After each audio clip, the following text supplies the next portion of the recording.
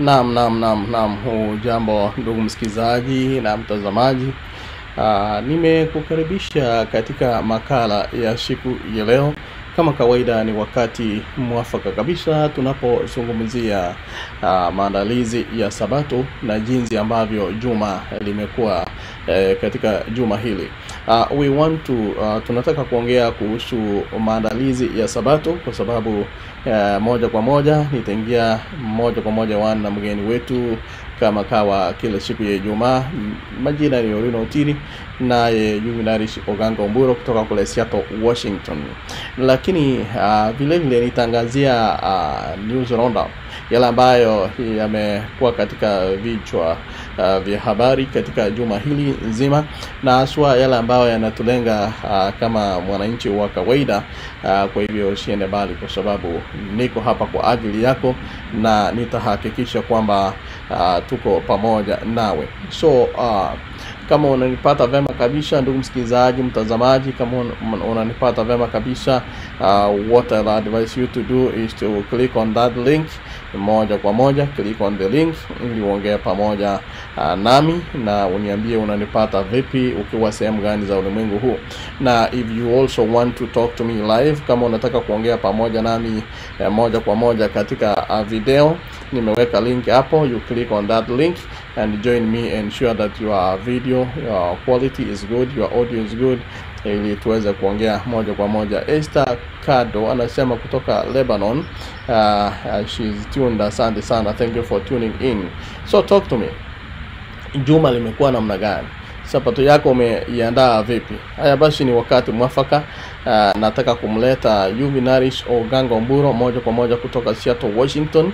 Lakini hata hivyo kabla nimlete, ningependa kukusihi kwamba share the stream, share the link so that tuweze kuwafikia wenzetu wanakwetu moja kwa moja. We want to reach our people, tujue mambo namna gani na juma lako limekuwa namna gani.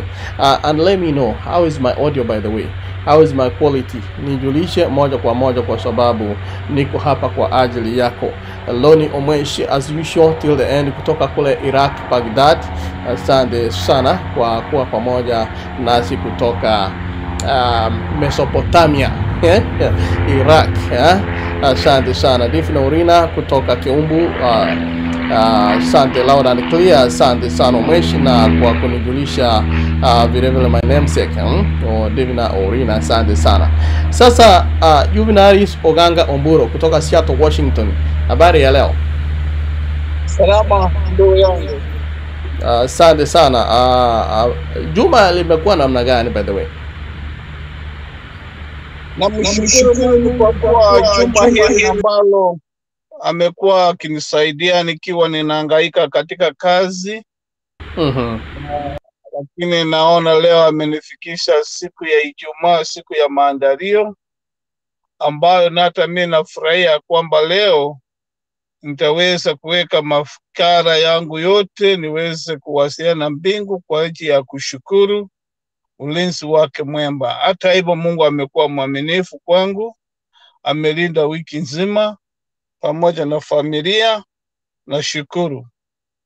Asante sana.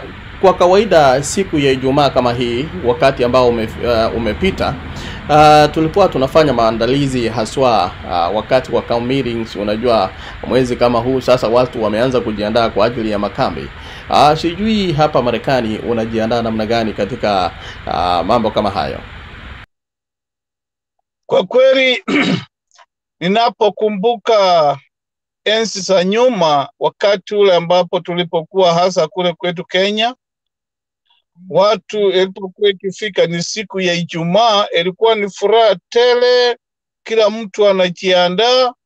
Unaona familia wamejiandaa kwa vyakula, familia wamejiandaa kwa ajili ya mavazi watakayoyavaa, familia wamejiandaa kwa nyimbo zitakazoimbwa, watu wamejiandaa katika maandiko yatakao ama katika mahubiri. Kwa kweli kuna mambo mengi watu walikuwa wamejiandaa kwayo, ili inapofika siku ya Sabato unakuta watu wanaingia pale pasipokuwa na matatizo.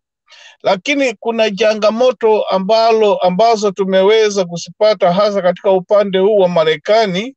Kwa kweli wengi ni vigumu sana kupata ya kwamba wamepata muda wa kutosha kwa ajili ya kujiandaa katika Sabato. Kwa sababu gani? Pengine watu kimbiza masaa ili na matatizo yapo, mahitaji yapo zaidi. Unakuta ya kwamba mtu amefinywa na wakati ama na schedule kiasi ya kwamba hana muda wa kutosha wa kuweza kukaribisha Sabato. Hizo ndizo changamoto zingali zipo hapa katika eneo hili. Lakini pia wale ambao walioweza kuamini Bwana kule Afrika, Mungu akawasimamia, wakasimama nao pamoja vile walivyokuwa wakijiandaa pale. Hata na hapa ijapokuwa kuna hizo changamoto, utaamua tu na utapata nafasi nzuri ya kuweza kuabudu Mungu. Kuna kitu kinanifurahisha hapa ambalo ni kwamba wengi wetu husema ya kwamba tunapata kazi na tusipoenda kazi ende kawa tunaweza futwa, lakini nina experience. Ndio watakufuta, lakini pia watakapokuja kukufahamu kwamba wewe ni nani, hutaweza kunyimwa nafasi ya siku ya Sabato ama siku ya Ijumaa. Utafanya shughuli zako kuanzia siku ya Jumapili hadi Alhamisi ama hadi Ijumaa asubuhi. Basi unapondoka unakuta una muda wa kutosha kwa ajili ya kujiandaa kwa ajili ya Sabato. Hizo ndizo changamoto ambazo nimeziona hapa, lakini pia kuna watu wa Mungu ambao wamesimama wima hata kama kuna matatizo haya ama kama hizo challenges zipo, lakini wangali wanaendelea kumtumikia Bwana. Sasa ndugu Wamburo, asante sana kwa hilo ambalo umeliweka wazi, lakini najua hapa ni Marekani na na wakati mwingine umezungumzia kwamba wakati mwingine hali ya kutafuta kazi, kufanya kazi na vile vile kupumzika siku ya Sabato.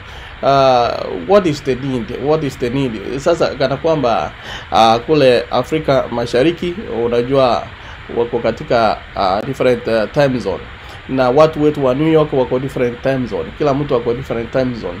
So if I set my own time, nikiweka wakati wangu niseme, kwa sababu sasa tuseme kama Sabato ni siku ya kesho, lakini sasa imeanza kule sehemu za Kenya, I can choose my own day. So what is the essence? Why can't I choose my own day? Na ni wazi kabisa ya kwamba hilo ni changamoto kulingana na mahali ambapo umetoka ama mahali hupo. Kwa mfano vile ambavyo umesema kulingana na masaa tofauti. Hata mimi mwenyewe nilipoingia hapa mara yangu ya kwanza, nilifikiria masaa yote yanafanana katika Marekani. Ila tu nilikuja kugundua kwamba kuna sehemu zingine masaa yanapatana, pengine mahali tuko masaa mengine yako mbele ama yako nyuma. Lakini hiyo sio tatizo hasa. Kwetu kile tunapaswa kuelewa ni kwamba tungelifuata saa wakati jua linapotua. Hilo ndilo lingelikuwa governing control, ambalo lingeliweza kutuelekeza tujue masaa ni yapi. Kwa kweli kama saa hizi kule Kenya, tuseme saa hizi ni saa 6, ende kawa kule Kenya ni saa 4 ya usiku sasa, au tayari wapo katika Sabato. Na hapa kwetu hapa katika upande wa Seattle saa hizi ni saa 6:17 ya mchana. Kwa hivyo sisi tungali hatujaingia katika Sabato.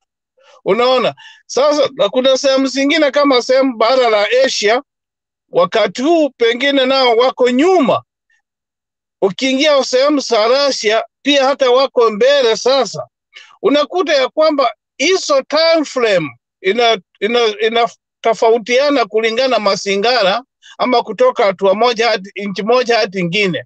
Lakini cha muhimu kabisa sisi kile tunaangalia ni wakati jua linapotoka na linapotua, linapochomoka na linapotua. Hiyo ndio njia nzuri ya kuweza kuhesabu sabato limeanza. Lakini tukisema ya kwamba kama for example California pengine right now inawezekana saa hizi ninaelekea saa 9, kwa hivyo sabato itaanza kule mapema, hapa kwetu ianze ikiwa imechelewa, maana tutakuwa tumenyuma masaa 2 matatu hapo. Kile cha muhimu kabisa na zingatia ni kwamba sisi tunaongozwa na jua. Naam, asante sana. Kwa hivyo tunaongozwa na jua. What encouragement kuna labda kabla tuingie katika masuala ambayo yamekuwa katika juma hili, kabla tuingie news roundup, unajua kuna mengine tunaangalia kana kwamba kwa mfano ukitazama jinsi ambavyo mambo yanaendelea hapa, kama mimi wazazi wangu wako nyumbani kule sehemu za Kenya, na wale Wakristo ambao wananijua wengi wao wako kule nyumbani. Kuna haja gani ya kulinda ama kutunza, wacha niseme kutunza amri? Kuna haja gani ya kutunza amri ile hali wale wanaonijua, wanaonifahamu wako kule sehemu za Kenya? Yaani inamaanisha hakuna mtu anayeniona hapa. Ni sawa kabisa, lakini nafikiri mtu ambaye ameenda kwa Yesu uogopi kwa sababu ufanyi kitu kwa sababu unaogopa. Unaona, wazazi kukaa kule nyumbani ama Wakristo wenzako wakiwa kule nyumbani, haimaanishi ya kwamba umekuja hapo na umepewa ruhusa ya kufanya vile unavyotaka. Ukiwa kule nyumbani Mkristo, unapaswa hata hapa Marekani uwe Mkristo, popote pale uendapo uwe Mkristo. Na ndio maana unaposoma katika Mwanzo 18, Abrahamu anaambia watoto wake, Musa anaambia, akiandika katika hiyo kitabu cha Mwanzo, ya kwamba watoto wenu muwafundishe muralapo, wasimamapo, watembeapo, waendapo, wafunze kuhusu sheria za Mungu. Kama basi ulifunzwa kule nyumbani, na hata hapa hutaweza kugeuka kwa sababu ya masingara, ama kwa sababu wazazi hawapo, ama kwa sababu marafiki zako hawapo, wala viongozi wa kanisa ama wachungaji hawapo. La, popote pale utakapokuwa, utakuwa wewe ni Mkristo yule ambaye unayemcha Mungu. Usiogope mwanadamu, bali muogope Mungu. Naam, ni changamoto kwangu na kwa wengine wengi. Unajua mambo kama hayo yanakuwa ni changamoto sana, wakati unajua hakuna yule ambaye anakutazama, hakuna yule anayekuona. Haya basi, sijui kuna jambo la mwisho ungependa kuzungumzia katika hayo maandalizi ya Sabato na wale wanaotutazama duniani kote, kabla tuingie kwa news roundup? Basi nashukuru kwa kila ningelipenda kusema ni kwamba, ndugu zangu na dada zangu, popote pale tulipo, Mungu wetu ni mwema, angali anatupenda na anatuhitaji. Na kuna mambo mengi ambayo yanaendelea kutendeka katika ulimwengu wa leo. Kuna matayarisho yanaendelea kutayarishwa kwa ajili ya kurudi kwa Yesu mara ya pili. Na kama kweli kuna wakati ambapo tungeweka bidii katika imani, ni wakati huu, kwa sababu yale tuliyokuwa tukiyasomewa nyakati zile za zamani tumeyaona yakitimia. Unabii uliokuwa umezungumziwa kitambo tunauona ukiendelea kutimika. Kwa hivyo ni wakati wetu sasa, kila mmoja anapaswa kujioji na kujiandaa kwa ajili ya kukutana na Bwana wetu. Hakika sio muda mrefu tuone mambo yakibadilika vile yalivyotabiriwa. Hivi karibuni tutaona makubwa, na ndiposa wakati wende ikawa itakuwa ni kwamba tutakuwa tumekwisha jelewa kujiandaa. Na nilikuwa najiuliza swali moja. Ndiyo, nitatafuta pesa kwa hali na mali, nitafanya bidii juhudi zote, Na kama ni mashamba nitanunua, kama ni majengo nitajenga, kama ni magari nitanunua yote. Na kama ni kuwa na mapesa nyingi katika mabenki zote ni sawa. Lakini swali ni hili, baada ya hapo nitaenda wapi? Maana kuna jina lile linalolingojea, jina ambalo linaongojea kila mmoja wetu, marehemu. Hiyo jina linatungojea kila mmoja wetu. Basi wakati utakapokuwa marehemu, tutaenda wapi? Maana hatutaenda na mali zozote, magari, manyumba, mashamba, hatutaenda pamoja na hizo, bali tutasiacha hapa hapa. Kila tungelienda nayo ni roho ile ambayo Bwana anahitaji, na ndio tunapaswa tuweze kumtafuta Bwana maadamu anapopatikana. Hivi karibuni, wakati mambo itakapokuwa, labda umelala mapema ama umeweza kushuhudia mateso, ukute ya kwamba una imani iliyothabiti ndani ya Yesu, na hiyo ndiyo itakuwezesha kusimama kwenye mstari mkuu ule wa mateso yatakao kuwa mbeleni. Kwa hivyo Sabato tunapoendelea kujiandaa, hebu sote tujiandaa tukijua kwamba mbali na kutafuta, baada ya kutafuta tutapata. Baada ya kupata ni nini itakachofuata? Ni kifo. Baada ya kifo utaelekea upande gani? Hilo ndio cha msingi na hilo ndio cha maana mno. Lakini wengi tunapotafuta hatuangalii mwishowe ya kwamba baada ya kifo ni wapi tutaelekea. Hatuangalie pale, maana tunaangalia tuifike, tunafika kule kwenye tumetafuta hela, tumesipata, sasa hebu tukule na tufurahie. Baada ya hapo hakuna mtu analo habari. Lakini ningelipenda kila mmoja uangalie, leo haupo ama kesho hautakuwepo. Kama hutakuwepo, utakapo miliki lile neno marehemu, utakuwa katika upande gani siku ile Bwana wetu achapo? Na hilo ndilo hiyo ndio ingelikuwa pendekezo na changamoto langu, ya kwamba kila mmoja ajiulize, baada ya kupata hela nyingi, baada ya mashamba na kadhalika, hata heshima na mamlaka, baada ya hizo zote utakuwa wapi utakapopewa jina maalum ya kwamba marehemu aliyekuwa fulani amelala? Utaenda wapi? Jameni Omburo, unanishtua kweli. Hayo majina, hayo ni yale majina ambayo tunachukia kuyasikia.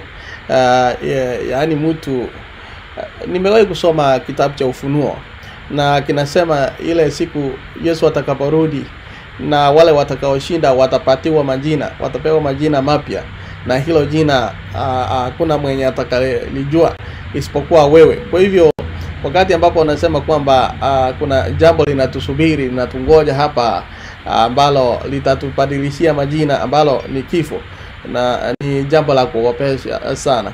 Lakini tukiwa katika hali hiyo na ya kuzungumzia kujiandaa katika maisha yajayo, kuna jambo umezungumzia hapo linaloitwa kifo.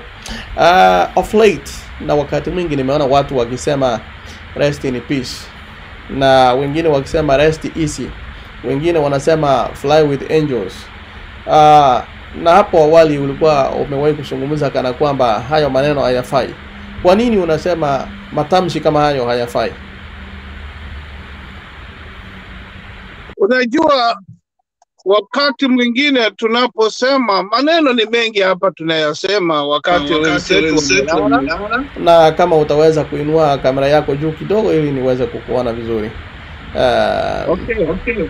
Naam, haya basi endelea. Basi asante. Maneno ni mengi yanayozungumziwa wakati wenzetu wamelala. Kwa mfano, tunapotoa pole zetu ama condolences zetu, unakuta mtu ameandika ya kwamba Mungu muhifadhi mahali pema peponi. Wengine usema ya kwamba uweze kupumzika, upumzike ama ufurahie ama uruke pamoja na malaika. wengine husema mambo mengi kadha wa kadha, wengine husema hata pasipo kuelewa, au wengine husema tu kwa sababu watu wamesema. Lakini ukweli vile maandiko yanavyosema ni wakati mtu akifa hajui lolote. Hata umwambie, hata umuletee misa, hata umuletee badili ama mchungaji, hata wanakwaya waimbe, wafanye nini, sifa zote, hata ulete serikali zote ulimwenguni, sipiga rama ama saluti, kama amekufa hajui lolote. Hivyo ndivyo kitabu cha Mhubiri 9:5 kuelekea kule chini inavyosema ya kwamba mtu akifa amekufa. Basi maneno yale nitakayoyasema ya kwamba Bwana muweke mahali pema peponi, kuna njia yoyote ile maneno hayo yatageuza kubadilisha nia ya Mungu? Hamna. Maana Biblia inasema ya kwamba wanaoishi wanajua watakufa, na waliokufa hawajui lolote.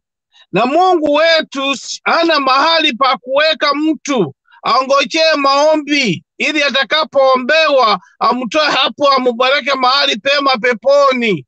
Mungu wetu ametupa muda na wakati ndio huu, kila mmoja anajiandaa, anajichagulia ni upande upi angelipenda kukaa. Kama angelipenda kukaa katika mahali pema peponi, paradise, na paradise yetu sio hatuchafika. Paradise tutafika wakati siku ya kiyama, wakati sasa Yesu mwenyewe atakapokuja kutuchukua kutoka ulimwengu huu ili atuhamishe na kutuingiza katika paradiso. Kwa sasa hakuna mtu anaingia pale paradiso wakati amekufa.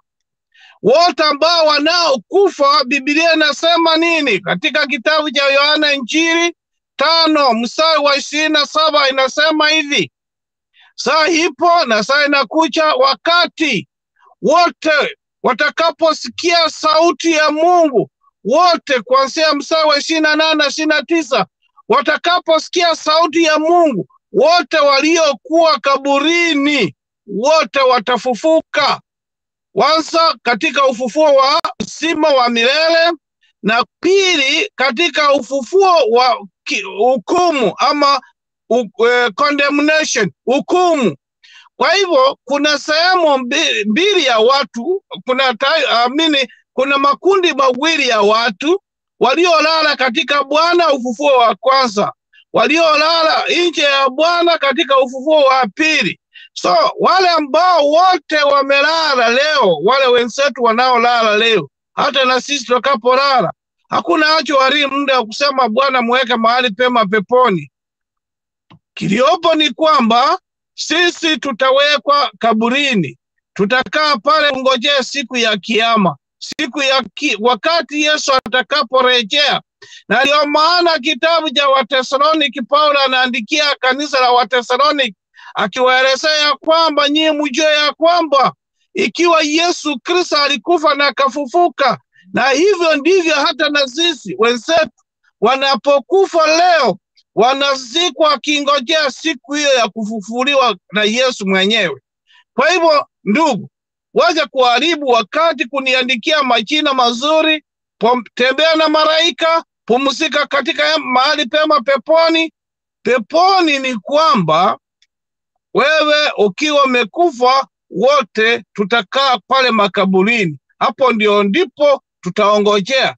Lakini kule kwingine ya kwamba uingie kule pahali ambapo peponi, ukae kule, ama umeombewa utolewe kule uingishwe pale peponi, Mungu ana mipango kama hiyo, na hiyo is not biblical.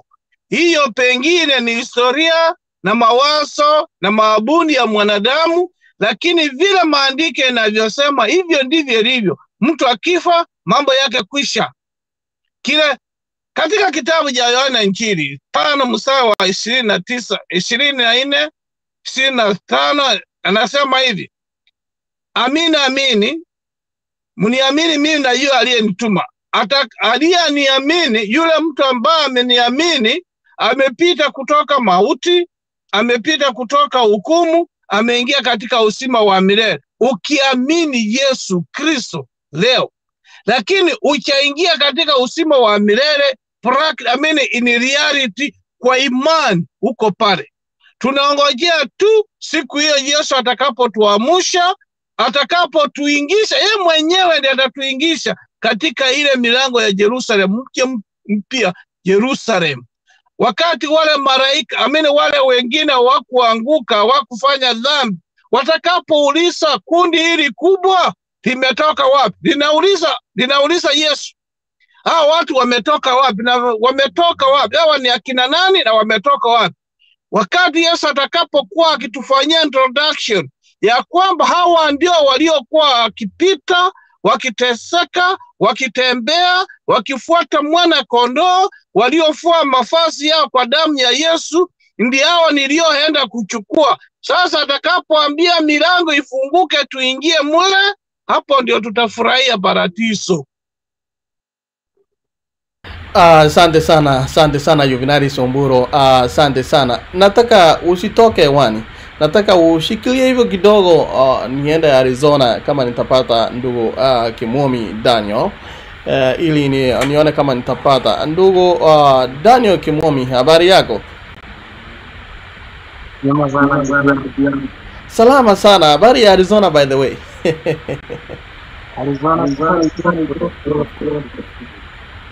Salama sana.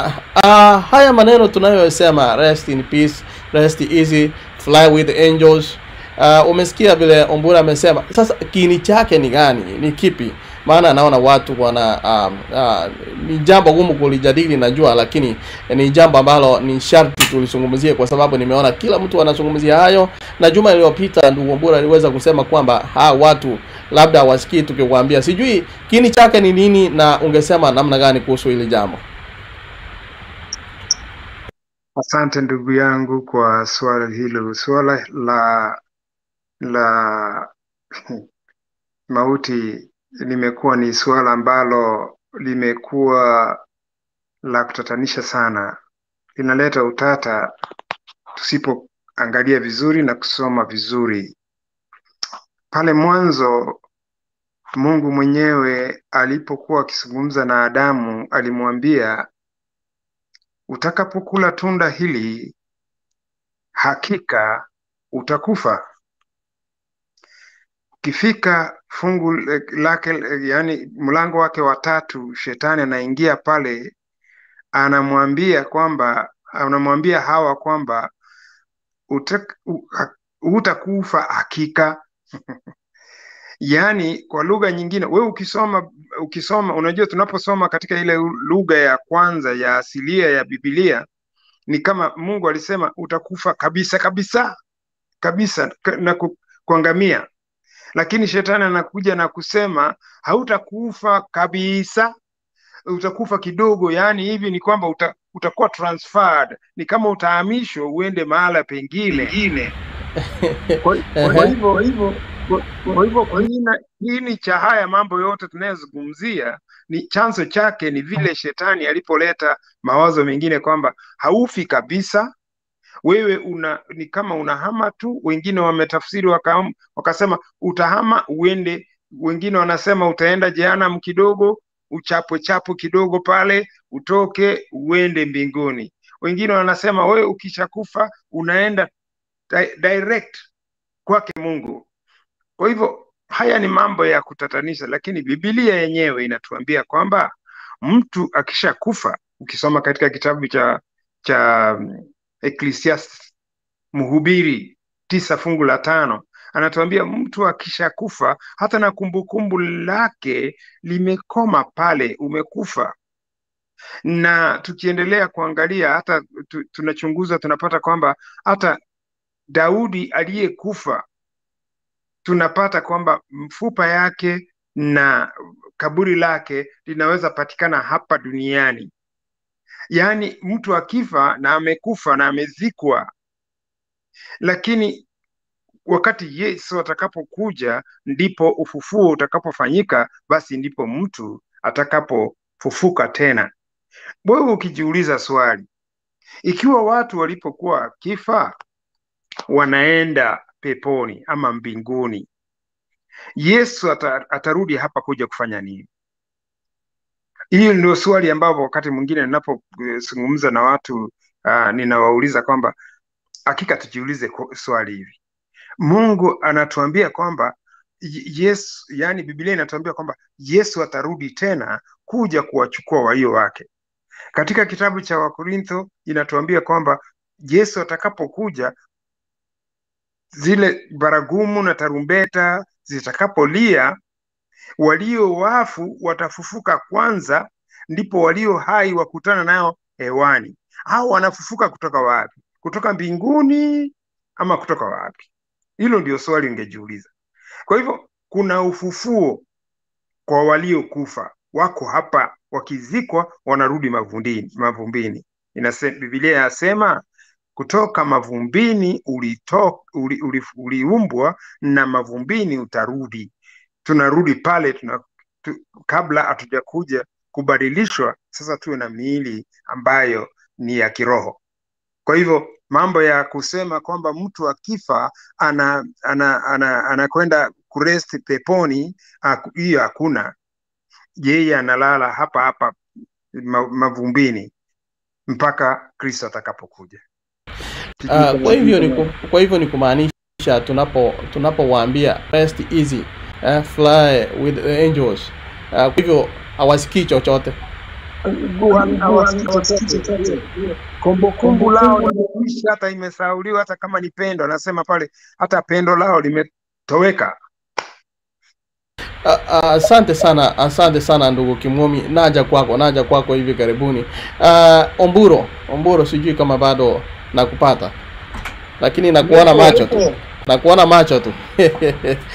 Naam. Sasa kiini cha kuzungumzia, I know you have already talked about the eternity of the soul. Wakati mwingi tunasema kwamba mtu uishi milele.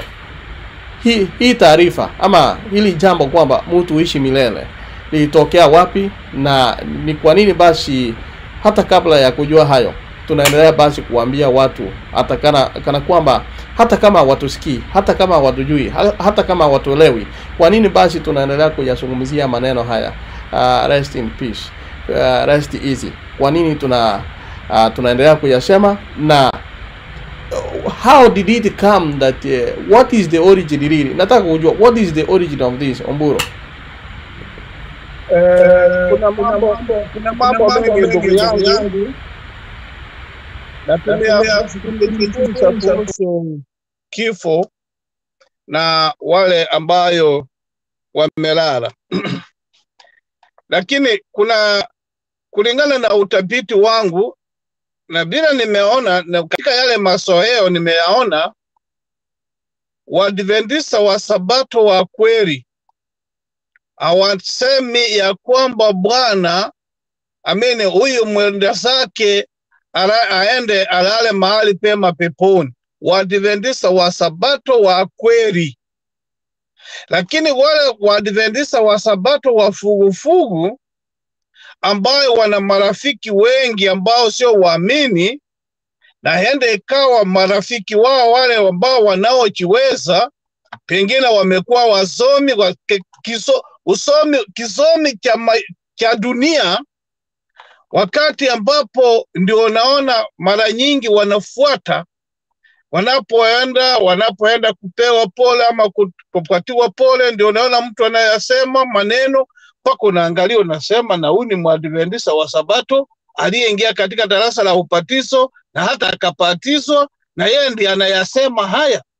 Mara nyingi mimi huona wale husema wale pengine hawajapitia katika darasa la ubatizo, mahali ambapo wamefunzwa kuhusu ile topic ya immortality of the soul. Lakini isitoshe, we cannot blame them. Unajua shetani aliyaleta maneno haya, vile Sabato iliyobatilishwa, kuna vitu vingi ambavyo viliingizwa katika kanisa. Moja yapo ni ile kuabudu Mary Mariam, mamake Yesu. hiyo ambayo ni mambo yaliyotendeka yakaingizwa katika kanisani. Wakaleta mambo ya rosary, kuabudu ile rosary, msalaba, zile ambazo mnaelewa, the creeks, zote zikaingizwa. Na sio hiyo tu peke yake, wakaweza kuleta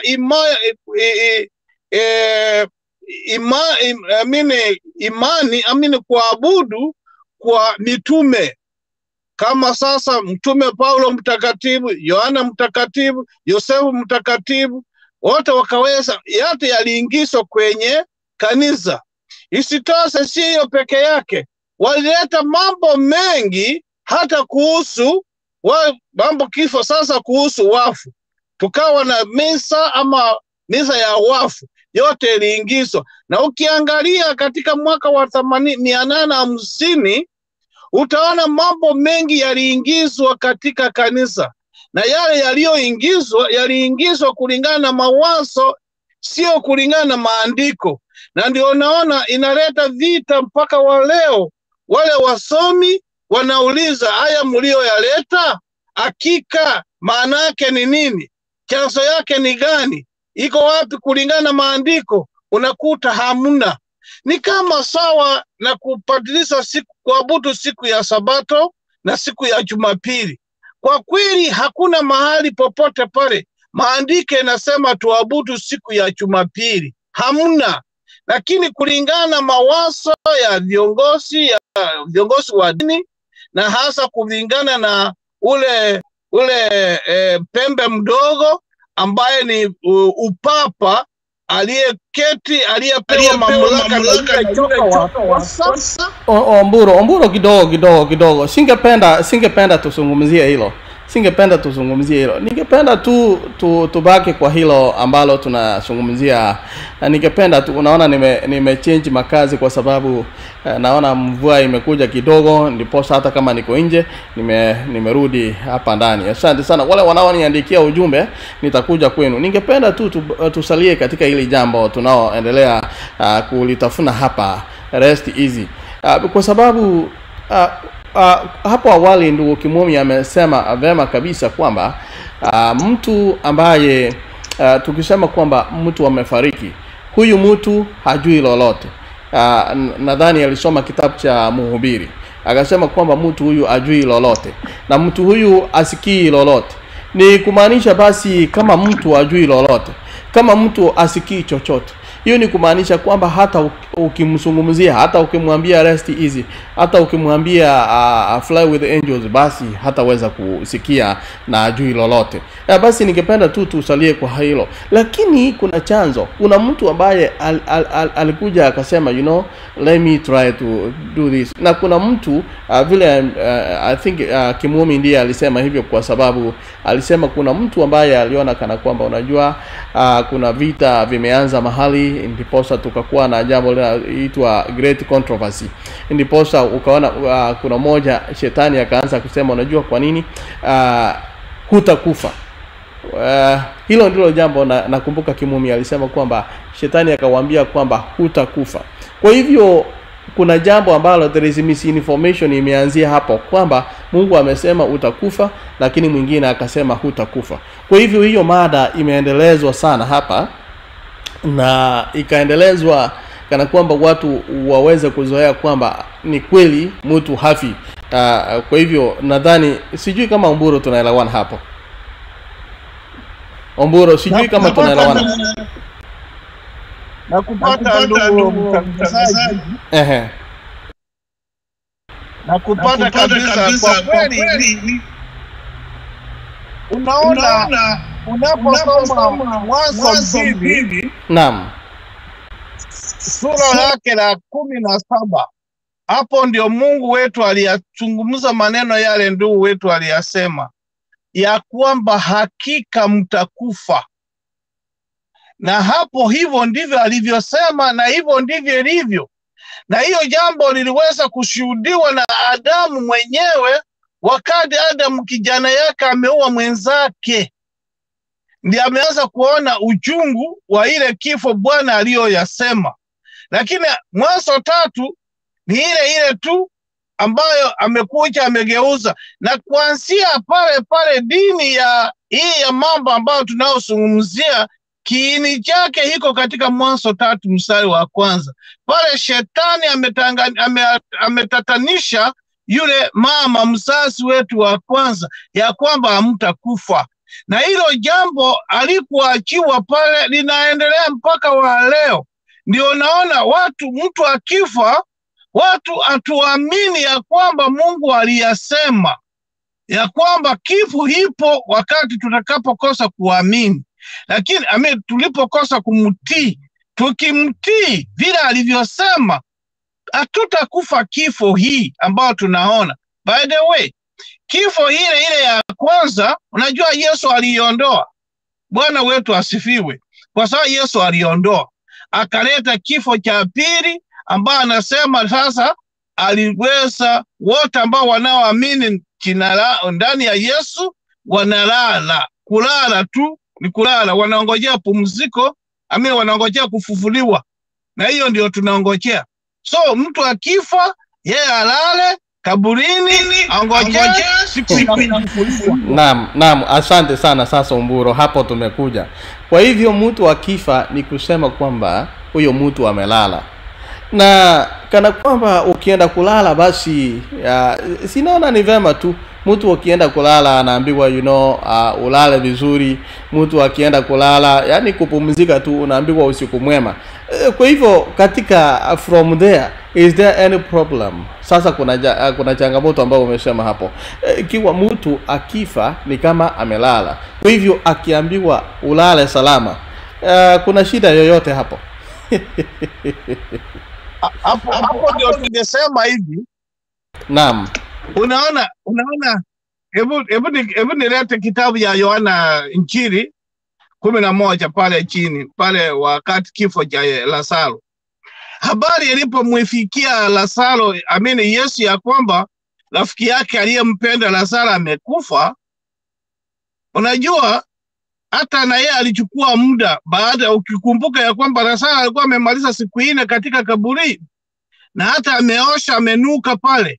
Lakini wakati Yesu alipopata habari ya kwamba Lazaro amekufa, yeye alisema maneno haya ya kwamba akiambia wanafunzi wake ya kwamba hebu tuende kule Betania, tuende kumwamusha ndugu yetu Lazaro. Wakamwambia, kama ndugu yetu Lazaro amelala, si atakuja ataamuka tu. Yesu ametumia lugha ya kwamba Lazaro amelala. Hajasema Lazaro amekufa, amesema Lazaro amelala. Lakini walipokosa kuelewa ya kulala maanaka alimaanisha nini, ndio Yesu akawaambia kwamba basi hebu tuende kumfufua maana Lazaro amekufa. Na kwa kweli alipofika pale, jambo alifanya ni moja tu, wapi mlimuweka? Hivyo ndio aliuliza, wapi mlimuweka? Unanipata mtangazaji? Nakupata vema. Kuna mmoja hapa anaitwa Ruth Isabella, anasema kunena rest in peace ni kuwapa familia matumaini. Maoni yake, endelea kutuandikia maoni, na kama unataka kuongea pamoja nasi, there's a link that is pinned there. You can click on that link and then join us live in the discussion, ili uweze kuongea pamoja nasi, utoe maoni yako. Asante sana. Naomi Nyamwita anasema niko ndani, na anajulikana kama Moina, anasema tuko pamoja. Asante sana. Naomi Nyamwita anasema ni kweli, na asante sana. Nadhani jumbe zenu nimeweza kuzi highlight moja kwa moja. That is the title. Hiyo ndio mada tunayozungumzia siku ya leo. It's already on your screens, and at the same time kama unataka kujiunga pamoja nasi, there is a link that is pinned there. Either you are watching us through YouTube ama through Facebook, pote tuko live. So ndugu Omburo, asante sana. Kwa hivyo kabla nirudi kwake Omburo, nataka kurudi kwake ndugu Daniel Kimomi. Ndugu Daniel Kimomi, umesikia jinsi ambavyo ndugu Omburo ameyanena hapo awali, na ametamatisha katika jambo linalozungumziwa katika kitabu cha Luka, ambapo Lazaro alikuwa amekufa. Kulingana na familia alikuwa amekufa, lakini kulingana na Yesu alikuwa amelala. Basi tukianzia hapo, naona kana kwamba hapa kwangu naona kama kuna utatanishi hapo, ama hilo jambo li wazi, ndugu Kimumi?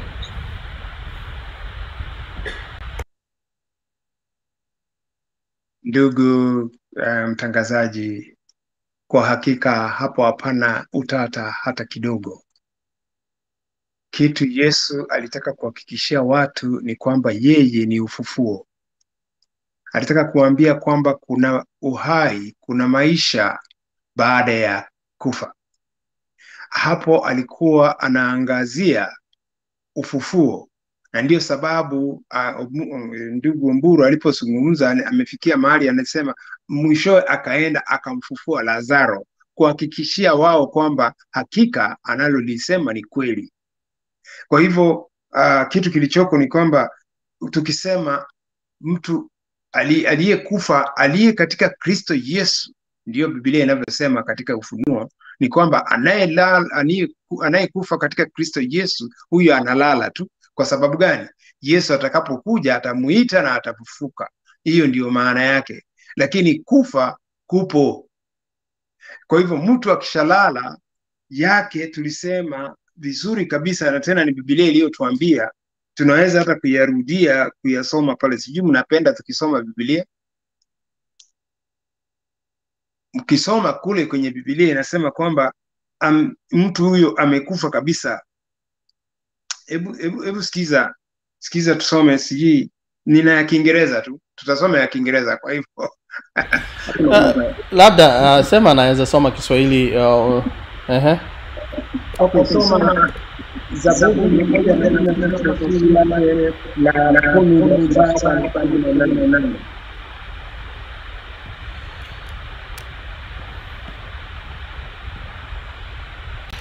Naam, sikuwa nimekupata vema kabisa, simu yako ilikuwa inakatika. Zaburi? Alright. Zaburi 115 la 17.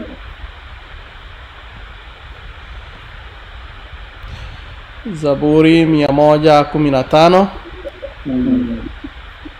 kuanzia mstari wa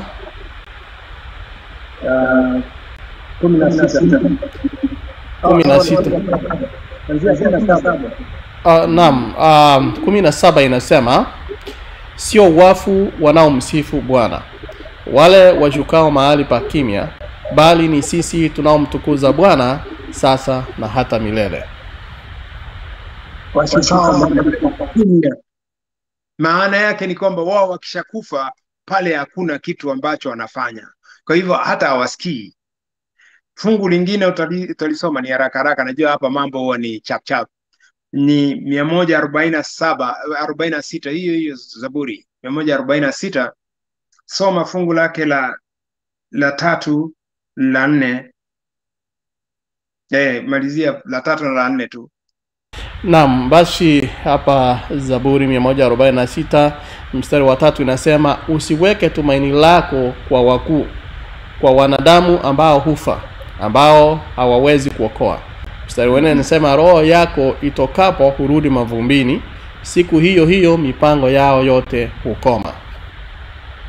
Roho yao inapotoka huingia mavumbini, na siku hiyo hiyo hata mipango yote inakoma. Kwa hivyo tunaposema kwamba mtu ufa, hata tusiende kuanza kusema huyu alikuwa namna gani, alikuwa mtu mzuri. Hata unakuta tunakuwa na ukumbusho mkubwa, tunarudia pale, hiyo asikii.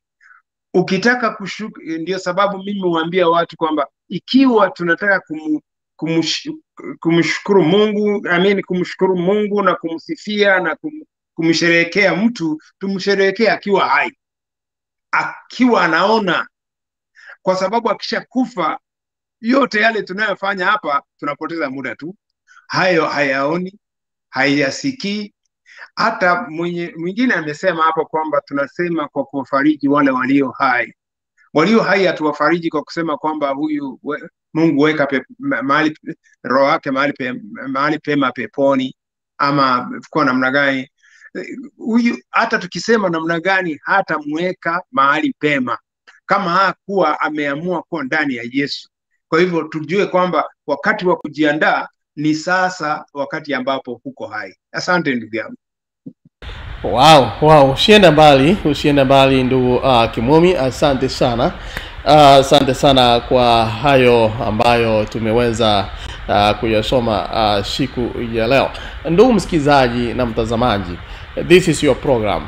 Na muda wetu kama kawaida hatukai hapa sana, muda wetu uko time ni mchache. Ndio maana uliona nikiwa nimeanza nilikuwa kule nje ambapo kulikuwa na mazingira tofauti, lakini kwa sababu naona the climate, the weather imechange kidogo, ndiposa nimeingia indoors karibu na studio so that nikuletee mambo haya jinsi ambavyo inastahili. Na tunaendelea kujadiliana jinsi ambavyo tunapoendelea kujiandaa kwa ajili ya Sabato, na kuna mambo ambayo yamekanganya watu wakati mwingi tunapoendelea moja kwa moja. Na I will be reading your text messages. Asante sana Ruth Isabel. Niliwahi kusoma ujumbe wako, ulisema kwamba mtu akifa urudi mafumbini. Naam, hilo tunaelewana. Ni asante. Nyamosh Omwata Omochokoro wa Bagusero anasema you are tuned. Asante sana. Naendelea kuniambia ulisema tuned, nijue where are you tuned from. Asante sana. Na Ombati Johnson naye unasema asante sana, you're tuned to the family. Asante sana. Remember AGR FM, Abagusi Global Radio. This is your future community. Wakati mwingine unahitaji watu unakaa nao karibu. This is your next community, by the way, your next community. Endelea kuwa pamoja nasi. Do you want to talk to us? Click on that pinned link and join us live kwa kamera. Asante sana Lili Kamau, nimekupata. Yule ambaye anaendelea kuandika nambari yako, this is a public forum. We will not be able to read your number out, na it's not advisable weka nambari yako hapo. Asante sana. Morini Bitutu anasema thanks for bringing that topic. Actually I've learned something. Asante sana. Tuko hapa kwa ajili ya kujifunza. Hata mimi naendelea kujifunza, na kila mmoja wetu tunaendelea kujifunza jambo moja ama lingine. Asante sana. That's why we are here, and stay tuned. Keep on sharing the stream. Happy Sabbath to Kamanda John from Eldoret Langazi anasema asante sana. Kuna ndugu Kefa kutoka Eldoret, nipokea ujumbe wako. Ulikuwa unasema niweze kuwasalimu wote, na tumepokea salamu zako. Mambo mengine ni magumu hapa. So we are still talking. Tunaendelea kujadiliana moja kwa moja. Kuna mambo ambayo yanaendelea kukanganya watu hapa unaposema rest in peace. Kabla nirudi Omburo, naona nikana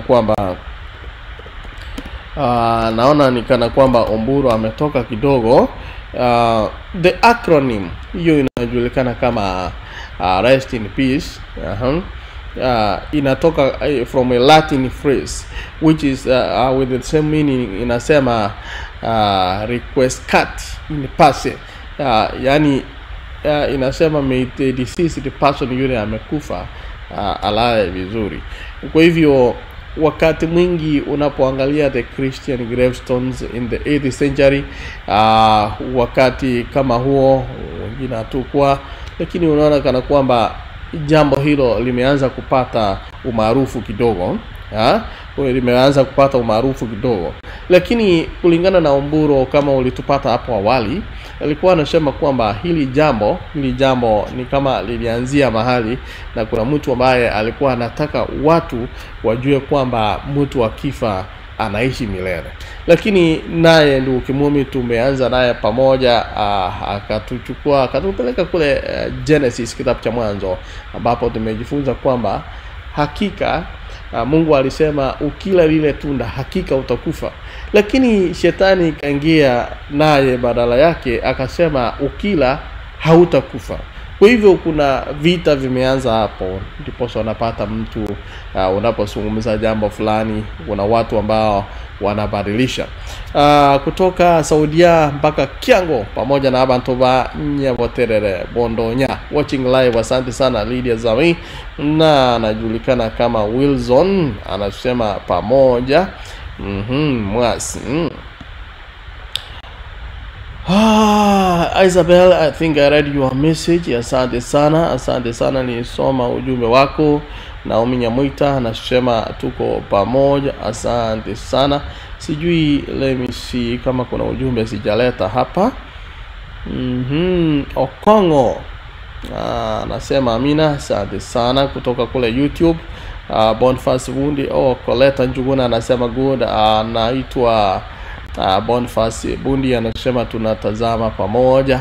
Naye Ruth Isabel anasema blessed. But anaitwa Pati Kahiro, watching, following from Saika Shilanga Jesus Great Covenant Church. Asante sana. Sasa hiyo Sheika Saika Shilanga, hilo jina I don't want to guess. Najua mahali iko, lakini labda ungesema ni kutoka wapi ndio watu wajue, na tunapoendelea moja kwa moja. Acha nirudishe mada yetu hapo. Na there are some things that I don't know kama ni imagery. Bado nitarudi kwake Kimumi baadaye kidogo tu. But if you want to talk to us, kuna link nimeweka hapo. Click on that link. Watu wanaogopa sana. Watu wanaogopa sana. So let me say, kuna mtu hapa, John Charles. If you want us to keep you commenting on our link, then you have to adhere to the rules. You have to adhere to the rules, otherwise hilo halikubaliki hapa. You know what you did. Haya basi,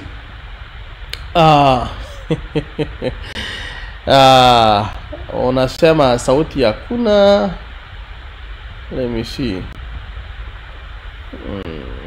Paul Mutiso. May God bless you. Sound hakuna mwenye.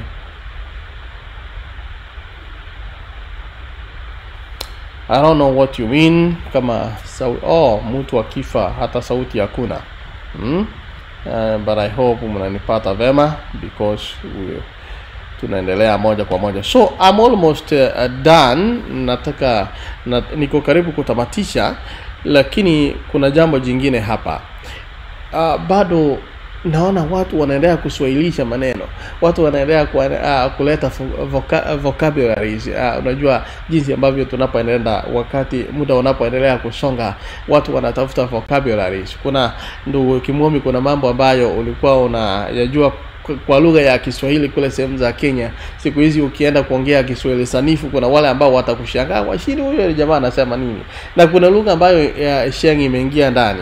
Watu wanaendelea kuleta lugha, na lugha ni kitu ambacho kinaendelea kila wakati. Yani it keeps on developing and changing all over time. Kwa hivyo wakati ambapo watu wametoka rest in peace, sasa wameongeza rest easy, wameongeza fly with angels, na hapo mbeleni kutakuja na mengine ambayo yataongezwa ili watu waendelee kuongeza vocabularies. But the same ni kweli kwamba watu inaweza kuwa ni imagery, ama kuna because this is our finishing point, ndugu Kimomi. So is it like imagery, mtu anafananisha tu, anatooza maneno, ama ni kana kwamba anafananisha, ama there are people who actually mean it. Watu wanajua kana kwamba kama mtu amekufa ujua anakuwa malaika. Because I read somewhere, nikapata kuna watu wanaamini kwamba mtu akifa anakuwa kama siafu. Mtu akifa, there's a theory I was learning. That mtu aliona panya akitoka karibu na dustbin.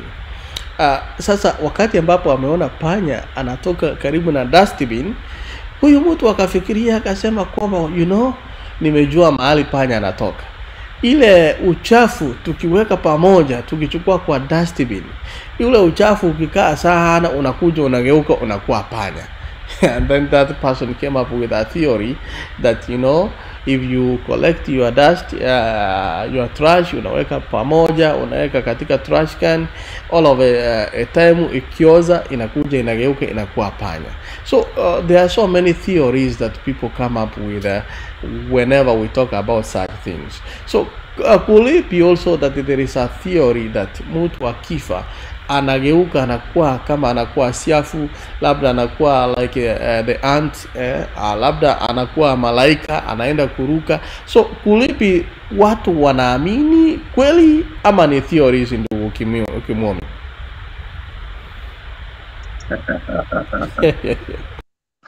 Asante, hilo ni swali nzuri ndugu yangu. Unajua kitu tunaita madhehebu yalizuka kutokana na imani kama hizo unazungumzia sasa. Ukienda mahali kama tuseme mahali pengine kama India, wanaamini kwamba mtu akiishi maisha mazuri, yeye anasaidia watu, anafanya vizuri, yeye akifa anakuwa kitu kizuri, mnyama mzuri, atakuja badilika kuwa yule mnyama aliye mzuri. Unaona kama ng'ombe huwa alikuwa, sijui kama bado angali, mimi ninajua kwamba nilipotembelea pale nilipoona ni kwamba ng'ombe alikuwa anaabudiwa. Ng'ombe akipita hata magari yanasimama kwanza yanamwachia apite. Ni kwa sababu gani? Kwa sababu yeye anatoa maziwa kwa watu. Yeye ni kwa sababu anatoa maziwa. Na unajua hawachinji ng'ombe, ndio wali ng'ombe. Sasa hiyo kitu kama hicho. Na hata si hiyo tu, nataka kukuambia kuna dhehebu ambalo sehemu nilio sasa nazungumzia hapa Marekani, ambapo wao wanaitwa ulisema tustaje majina, sio? Sasa wao wanaamini kwamba mtu akiishi maisha mazuri yale ya kusaidiana, ndio yeye atakuja awe kitu kizuri baadaye, anakuwa kitu kizuri, kwa sababu wanaamini kwamba sisi tulitoka kwa Mungu tukatumwa hapa duniani ili tutende mema hapa duniani, na ndipo tuweze kuendelea kuwa na mambo mema kuendelea. Sasa hiyo unajua ni mawazo ambayo mtu alizuka nayo akayapamba kweli na yakakubalika katika dhehebu hilo, na wanaendelea kuyashikilia. Sasa kitu kilichoko ni kwamba ndio sababu unaona Biblia inatukazia sana kwa kutuambia kwamba Injili tunapozungumzia sasa. Ndugu mtangazaji, utaniacha nisungumze kidogo tu hapo. Ndio Injili inatuambia kwamba sisi tunaokolewa kwa imani, sio kwa matendo yetu. Hiyo ndio sababu Mungu anataka kutuleta back tuwe na mawazo mazuri ya tusije tukaingia katika ile hali ya kupotoka kabisa, ili tusiwe na mawazo yale ambayo yanasema kwamba wewe unatenda mema ili uweze kukubalika mbele za Mungu. Hatukubaliki mbele za Mungu kwa sababu ya matendo yetu, kwa sababu matendo yetu hayataweza kuwa mema kiwango cha kutosha mbele za Bwana. Matendo yetu yaliyo mema ni kama matambara mbele za Mungu. Kwa hivyo sisi tunajua kwamba haya ni mambo ambayo watu walibuni tu, ni mambo ambayo watu walizuka nayo, walileta hizi ni zile hadithi za za sungura na ni kama hekaya za Abunwasi. Kwa hivyo ninataka tuelewane kwamba Biblia kuanzia mwanzo mpaka mwisho inatuelezea mpango wake Mungu na kumuumba mwanadamu. Hayo mengine ambayo unayasikia watu wanasema kwamba ukiweka takataka mahali, wakati mwingine itabadilika ikawa paka ama panya. Hiyo unasema ni wale ambao wametokana na ile lugha tu ya kusema juu ya evolution, kwamba tumebadilika kutoka nyani tukatoka kwa ile chembe chembe zile wanaita single cells, tukaja tukawa sijui nyani, sasa ni mwanadamu, sijui baadaye tunaendelea kuwa nini, tutaendelea kuwa kitu gani? Kwa hivyo hiyo ni mawazo mapotovu. Sisi tunajua mwanadamu, Mungu aliumba, ukiangalia katika Mwanzo, Mungu aliumba kila kiumbe tofauti na kwa jina lake, tena akaita, kama ni mwanadamu akasema ni mwanadamu, kama ni ng'ombe akapea Adamu, ndiye alitaja akisema huyu ni ng'ombe, huyu ni farasi, huyu ni nini. Kila kitu kiliumbwa kwa jinsi yake. Kwa hivyo hakuna pahali ambapo tulisema kwamba tuliendelea kuevolve mpaka tukaja tukawa vile tulivyo. Hiyo ndio mpango wa Mungu. Asante. Naam, kabla nikuache, kuna wazo, najua tumemaliza, lakini kuna wazo ambalo umeleta hapa. Ninapoangalia kitabu cha Luka 16, actually vile ulikuwa unasema, nilikuwa natafuta hicho kitabu, kitabu cha Luka 16, ukianzia mstari wa 19. Kuna jambo linalozungumziwa hapo. Palikuwa na mtu mmoja tajiri aliyevaa nguo za rangi ya zambarau na kitani safi, ambaye aliishi kwa anasa kila siku. Na mstari 20 anasema, hapo penye mlango wake aliishi maskini mmoja jina lake Lazaro, mwenye vidonda mwili mzima. Huyu Lazaro alitamani kujishipisha kwa makombo yaliyoanguka kutoka mezani mwa yule tajiri, lakini hata mbwa walikuwa wakija na kuramba vidonda vyake. Wakati ukafika yule maskini akafa, nao malaika wakamchukua akae pamoja na Abrahamu. Nataka tuzingatie kuanzia hapo kwamba wakati ukafika yule maskini akafa, nao malaika wakamchukua akae pamoja na Abrahamu, na yule tajiri naye akafa na akazikwa. Kisha mstari wa 23 unasema, kule kuzimu alipokuwa akiteseka, alitazama juu akamwona Abrahamu kwa mbali, naye Lazaro alikuwa karibu yake. Hivyo yule tajiri akamwita, baba Abrahamu, nihurumie na umtume Lazaro achovye ncha ya kidole chake ndani ya maji, aupoze ulimi wangu, kwa sababu nina maumivu makuu kwenye moto huo. Kisha 25 akasema, lakini Abrahamu akamjibu, mwanangu, kumbuka kwamba wakati wa uhai wako ulipata mambo mazuri, lakini Lazaro alipata mambo mabaya. Lakini sasa anafarijiwa hapa, na wewe uko katika maumivu makuu. Zaidi hayo, kati yetu na nyinyi huko kumewekwa shimo kubwa, ili wale wanaotaka kutoka huku kuja huku wasiweze, wala mtu yeyote asiweze kuvuka kutoka huko kuja kwetu. Nataka kukomea hapo, lakini niseme kwamba umeashiria kwamba kuna watu ambao wanaamini kwamba mtu labda ikiwa akitenda matendo mazuri hapa duniani, na kule ahera aeleke yako ni kana kwamba huenda asipata maumivu, huenda akajienjoy. Kama mtu anateseka hapa, huenda asije akateseka kule. Kwa hivyo naona kana kwamba jambo hili ni kama linafanana na hili linazungumziwa hapa. Kwa hivyo sijui kama ni ubaya ama hapa ni nini kinazungumziwa. Naona hapa kwamba Lazaro na tajiri.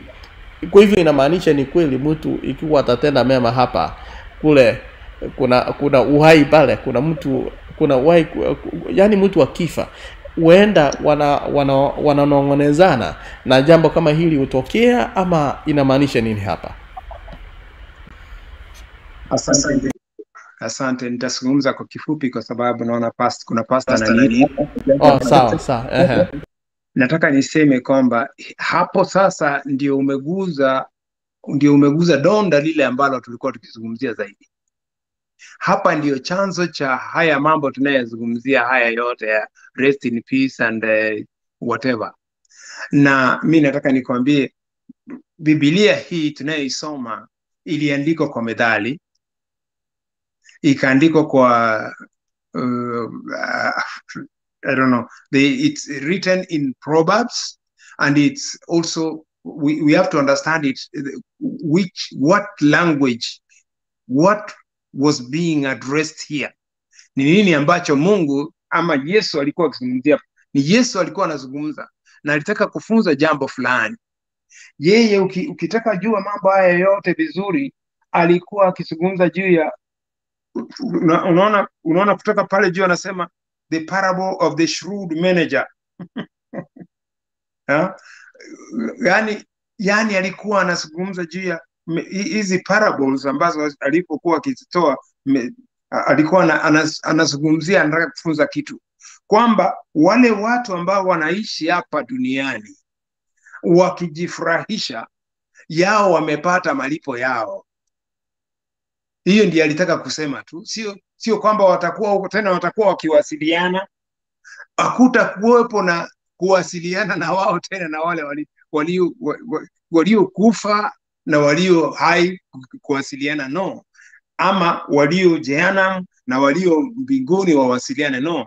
Ijapokuwa tu alitaka kuambia kwamba mtu atakuja kulia wakati ule wa mwisho, atalia yeye mwenyewe akisema kwamba tafadhali sasa nisaidie, hata chukua tu chembe ya maji, kama vile alivyomwambia Lazaro, chukua tu, guza tu, ponyesha tu kidole, tonyesha kidole kwenye maji, uje unitulize ulimi, ninaungua. Hiyo ndiyo alikuwa akitaka kutufundisha kwamba hakuna jinsi tutakavyoepukana wakati ambapo tumeishi katika mambo na shughuli na starehe za dunia hii, tukasahau kuambatana na masharti na mikakati ambayo ingetuweka katika uhusiano na Mungu wetu, tukaweza kuendelea katika upotovu, alafu baadaye tuje tukafurahia katika raha ile ya milele. Hatuwezi, haiwezekani. Hiyo ndio kitu alitaka kufundisha. Jambo kubwa ni hilo tu, si kwamba kuna uhusiano tena utakao kuwepo ati hata atakuwa mbele kwa Abraham, mwingine anasema kutoka hapa, no. Hakuna. Kitu kikubwa alisema ni kwamba kati yetu kuna shimo kubwa ambapo kutoka hapa mtu hawezi akaenda kwenda huko. Maana yake ni kwamba wakati ulio hai ndio una make decision, ndio una make uamuzi. Wewe unaamua utakuwa wapi. Baada ya kufa hakuna tena kuamua kwingine. Utakapoamua either umrudie Mungu, ama kama ukuwa na Yesu umepotea milele. Kama uko ndani ya Yesu hakuna tena mwingine atakaye kutoa kwa Yesu akuchukue mahali pengine. Hiyo ndio kitu alitaka fundisha pale. Kwa hivyo ndio kwa kifupi, kuna mafungu mengi tungefanya, lakini sasa nimetatizwa kwa sababu ya harakati ambayo iko na tena umenipata tu itora sikuwa na habari. Lakini ni sawa ndo Kimumi, asante sana. Labda jambo lako la mwisho kabla utoweke. Jambo langu la mwisho ni kwamba nashukuru kwa vipindi kama hivi, na nashukuru kwa kazi ambayo unayofanya, kwa sababu hii inawafikia wengi. Kuna wengi wetu kama tutakapokuwa labda tujaelewa jambo fulani, unapofanya vipindi hivi vinatufikia, vinatuelewesha, ndipo tuweze kujua kwamba kama tumepotoka tuweze kurudi katika njia iliyo bora. Kwa hivyo asante sana na Mungu akubariki kiendelea na kazi hii. Na alafu ukimaliza kidogo baada ya almost 1 hour unipigie simu, sababu nina ujumbe kwako binafsi.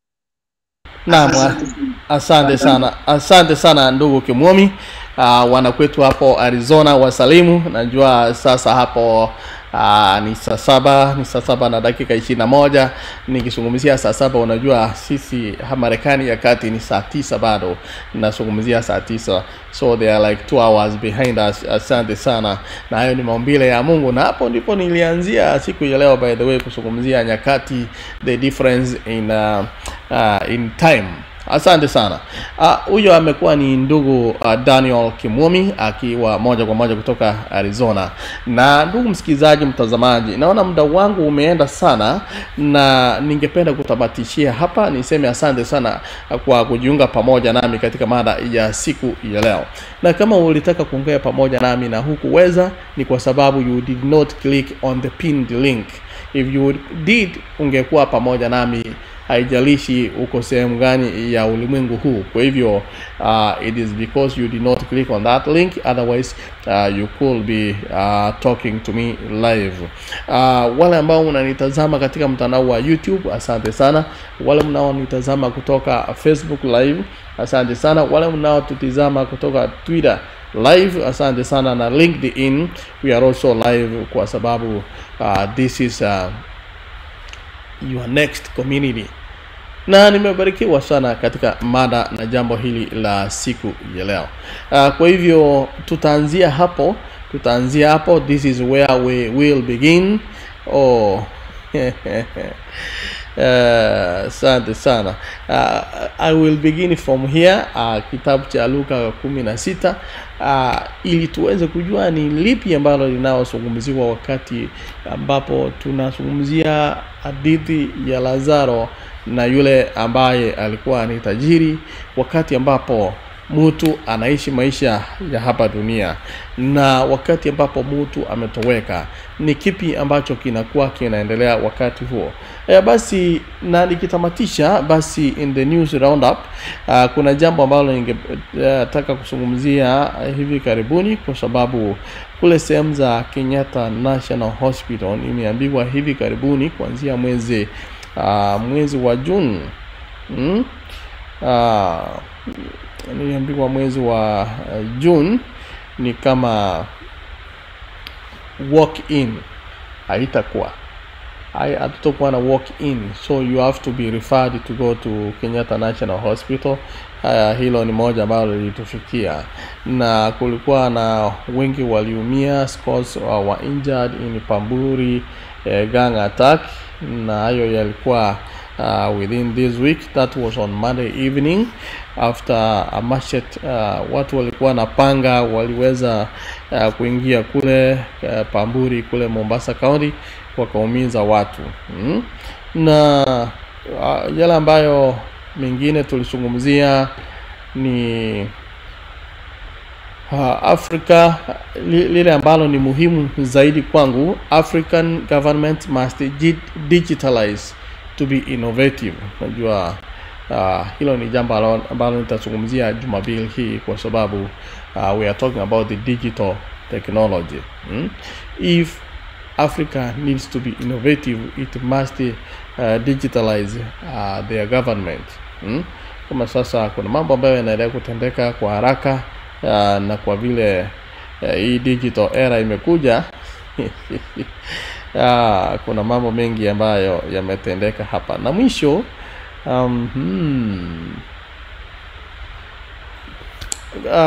there was another one I wanted us to talk about, lakini muda wangu naona nina dakika 3 pekee. Kuria Omingo alleged plot to rig Juja and Bonchari polls.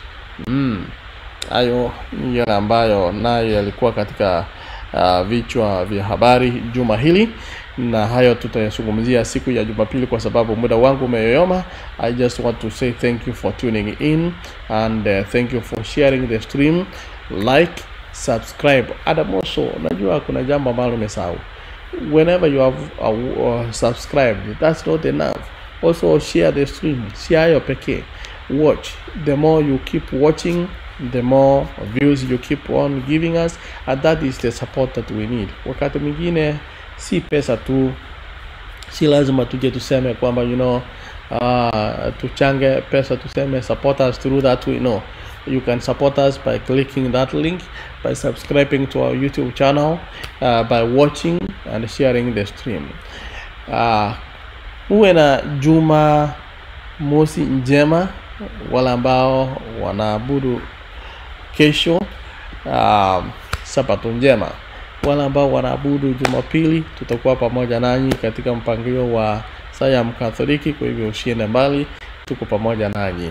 Na endeleeni kuombea Wakristo waliomo kule sehemu za Israel na Gaza, Palestine, ambapo mambo yameendelea. Najua kwamba vile ambavyo unazungumza sasa katika masaa 8 yamepita, yale yatufikia kwamba zaidi ya watu 100, zaidi ya watu 100 wameuawa kule sehemu za Gaza. Jeshi la Israeli limesema kwamba vikosi vyake vya anga na nchi kavu vilihusika katika mashambulio ya Ijumaa siku ya leo, lakini havikuingia kule Gaza. Na kutoka video ambayo kutoka katika mji wa Gaza zinaonyesha kwamba kuna picha za usiku za anga iliyojaa vimulimuli vya vipulizi kutoka kwa ndege za kijeshi za Israel, na maboti ya silaha nyingine yaliweza kuangaziwa katika video hiyo. Kwa hivyo naambiwa kwamba watu wapatao 119 wameuawa kule Gaza, na wengine 8 wameuawa Israel tangu mapigano yalipoanza siku ya Jumatatu. Kwa hivyo unapoenda kusali, kuna watu ambao wanateseka. Unapoenda kujiunga na Wakristo wenzako, wakumbuke wengine wakati wa dhiki, wa majonzi, wa faraja. Mungu aweze kuwaneemesha na aweze kuwakumbuka waja wake wakati kama. Hadi hapo wakati mwingine, majina ni Orina Ontiri, and this is AGR News.